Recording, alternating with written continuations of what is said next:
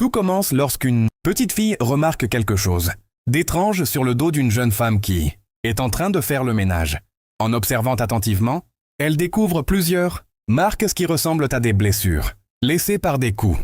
Surprise et inquiète, la petite fille ne comprend pas comment une personne aussi gentille peut porter de telles cicatrices. Au même moment, un homme entre discrètement dans la maison. Sans faire de bruit, la petite fille lui fait signe de s'approcher. L'homme avance lentement et regarde lui aussi le dos de la jeune femme. En découvrant les nombreuses marques, il reste complètement choqué. La petite fille lui fait alors comprendre qu'il doit se cacher pour observer ce qui est en train de se passer. L'homme accepte immédiatement et trouve une cachette d'où il pourra tout voir sans être remarqué. Pendant ce temps, la jeune femme reprend son travail comme si de rien n'était, continuant à nettoyer le sol avec beaucoup de calme malgré la fatigue visible sur son visage.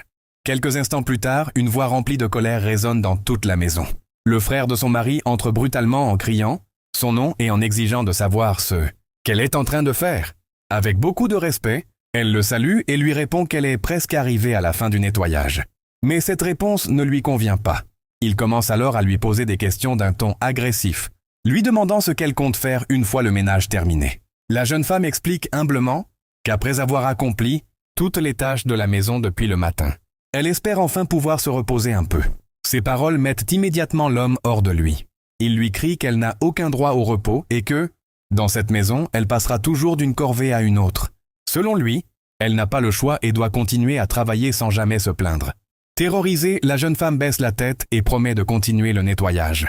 L'homme lui ordonne alors de se pencher à nouveau et de nettoyer chaque recoin de la maison. Avant de partir, il lui lance un avertissement très inquiétant. Il annonce qu'il reviendra bientôt pour inspecter son travail et que s'il aperçoit la moindre poussière, il lui fera payer très cher cette erreur. La jeune femme, tremblante, promet une nouvelle fois qu'elle nettoiera parfaitement toute la maison. Après son départ, la petite fille s'approche discrètement d'elle et lui demande pourquoi elle accepte d'être traitée avec autant de mépris. Elle lui conseille même de se défendre. Mais la jeune femme lui répond avec beaucoup de douceur qu'elle ne peut pas agir ainsi. Elle explique que cet homme est le frère de son mari et qu'en l'absence de celui-ci, elle considère qu'il représente l'autorité de son époux. Selon elle, désobéir à un membre de la famille de son mari reviendrait à manquer de respect à son propre mari.